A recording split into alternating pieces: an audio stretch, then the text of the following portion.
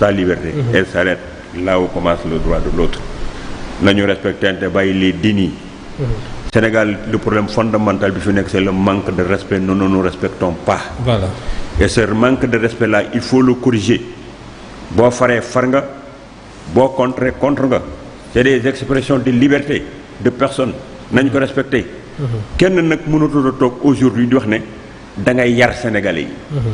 Fi ñu juddoo ñu yar leen bañ a màgg ba agsi fi ñu toll kenn ku leen toog mën a tee yar amul. Suñ la confier réew mi dikkal la taxoon ñu fal la nga commencé def mise en œuvre répondre à leur attente parce que loolu moo taxoon ñu fal la te loolu moo taxoon nga def un serment devant la République. En disant que da nga leen di sécuriser. Effectivement. Da nga leen di jox le bonheur le bien-être. Da ngay développer réew mi. C'est des réponses qu'il faut apporter et ça je le dis au Premier ministre Ousmane Sonko. Okay. Il faut qu'il apporte des réponses de sortir de l'ère de la polémique. Waaw réponse yi mooy li koy dimbali réponse yi moom la Sénégalais yi soxla. Sénégalais yi mën nañoo toog contre le fii bi ñu toogee nga defar leen route fii fexe ba emploi yi nga koy créer fexe ba seen mbay mii di dox xoolal dañ naan neexul ba neexul mais kii mi ngi liggéey. Loolu nag pour nga am ko ci ñoom yaay xam la taxoon ñu fal la. nga tirer conséquence ci ki nga remplacé woon. Macky Sall quoi. Macky Sall la mu doon def ci lu bon. di ko teg ci nit ñi ba tax ñu dindi ko nga fexe ba loolu yow doo ko def. C'est ce que je disais quand j'étais avec Macky Sall. Je disais aux jeunes de l'APR, la meilleure réponse n'est pas d'aller trouver les jeunes de Pastef dans les réseaux sociaux di saagante ak ñoom. La meilleure réponse est que bu kenn saaga nga ne ko waaw loo xalaat ci hôpital bii Macky Sall def waaw loo xalaat ci suñu terre bi. loo xalaat ci lële quand ils insultent ngeen di leen tegal ay débat de programme mais ils seront obligés de venir maintenant essayer d'attaquer ce que vous faites, vous leur imposez un débat d'idées.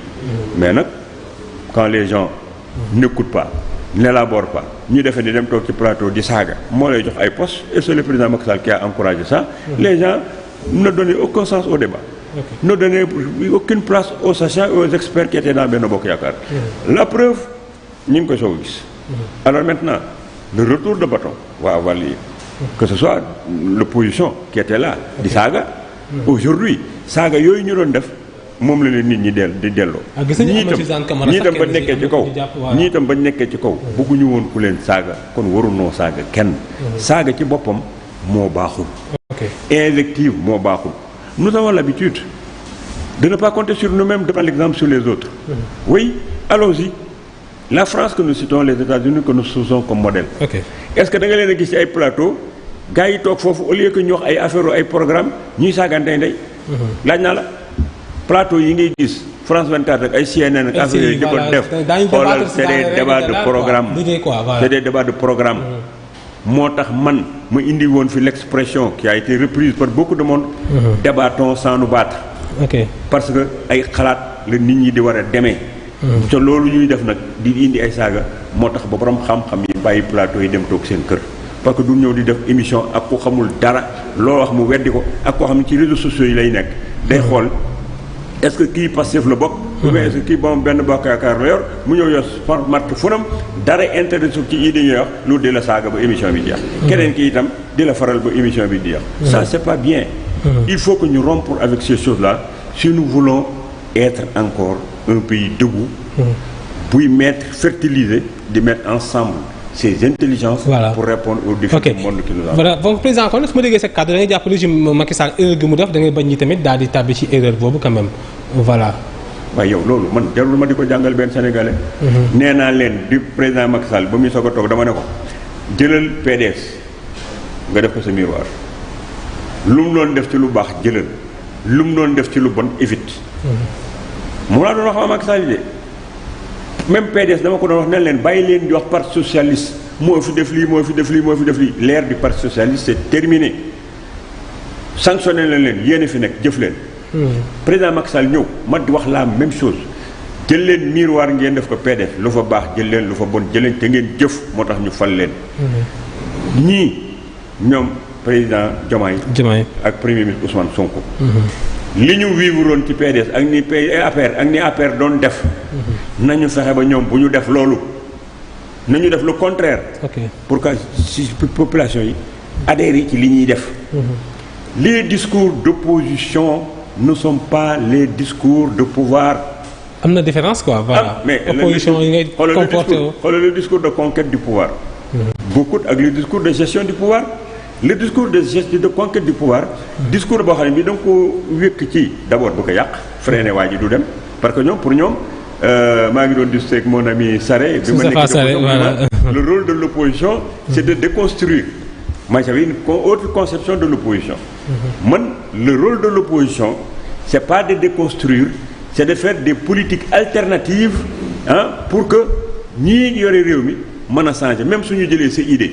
mais les Sénégalais yi la dégg nga énoncé ko dañ ne idée bii idée Thierno Lo bu APD la moo ko waxoon. donc j'y tire un gain mais bu ñu ko réaliser lii jointé au profit de l'État de l'intérêt général day impacter ba ci sama militant bi ci suuf. Effectivement. parce que c'est une bonne idée qui a été reprise.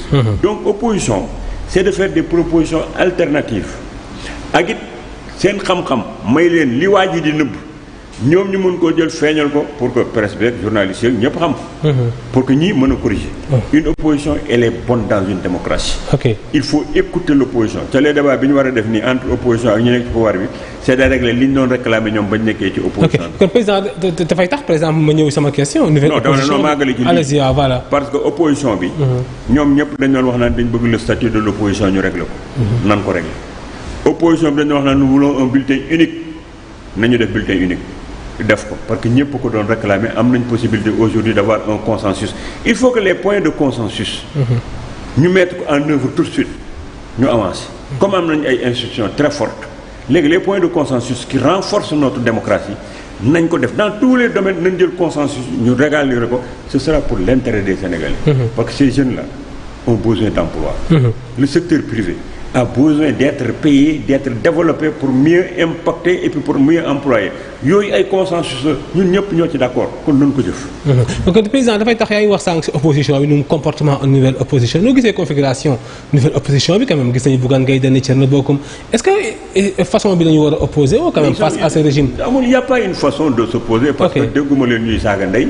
ak di def leneen ils ont le droit de critiquer le pouvoir en place.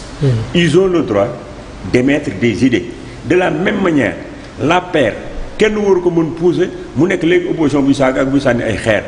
ils ont le droit après avoir perdu le pouvoir d'être en retrait de réfléchir sur comment est-ce qu'ils ont géré le pays quelles sont les perspectives qui se dessinent ci seen kanam naka lañu war a mën a taxawaate kooku waruñu ci déglu ay pression d'opinion ay pression de groupe pour di jaay ay ngóora di taxaw ci tel di ko non gis nga da ngay élaborer li ngay def teg ko ci yoon déterminer benn stratégie pour un objectif à atteindre kooku ñoo ko war a defal seen bopp parce que ñoom ñoo am seen ay militants kenn waru leen def pressing muy benn deuxième chose le pouvoir warut a toog fii di wax naan ñii ñoo nekkoon fekk c'est la reddition des comptes dafa war a am reddition des comptes ñëpp ko war a nangu parce que li nga xam ne bi léegi ñëpp ko bokkoon ku ñu ko joxoon nga gérer ko tous les militants et responsables de l'APR ou de Benno Bokk Yaakaar ne sont pas des pourris.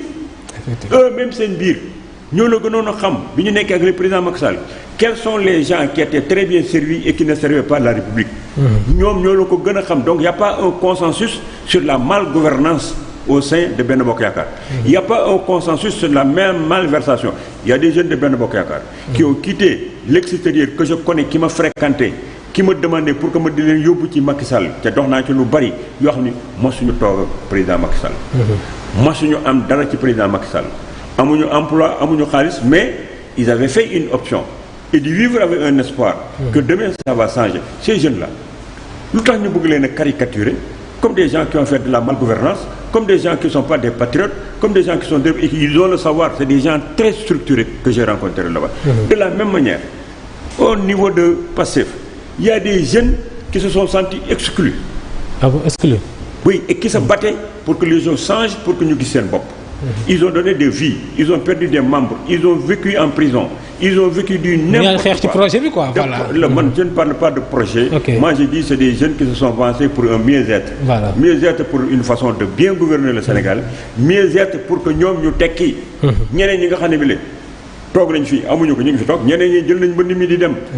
donc le problème mooy nga tekki ñëpp a bëgg a tekki kon nag ñii nga xam ne bi amoon nañ espoir. nañu fexe ba seen espoir boobu buñ ko perdre ñii nga xam ne bi leen nekkoon nañ ci aussi di liggéey nekkoon ci biir majorité bi. di vivre les mêmes conditions que les jeunes de Pastef. C'est tous des chômeurs. Ils sont pas dans la production. Le président Ousmane Sonko doit se mettre au-dessus de ça. moo le président Diomaye pour que ñu fexe ba l'ensemble de ces jeunes Sénégalais, de ces citoyens-là, chacun puisse dire que voilà un Sénégal meilleur, voilà un Sénégal bien gouverné, voilà un Sénégal qui apporte des réponses aux défis qui nous interpellent.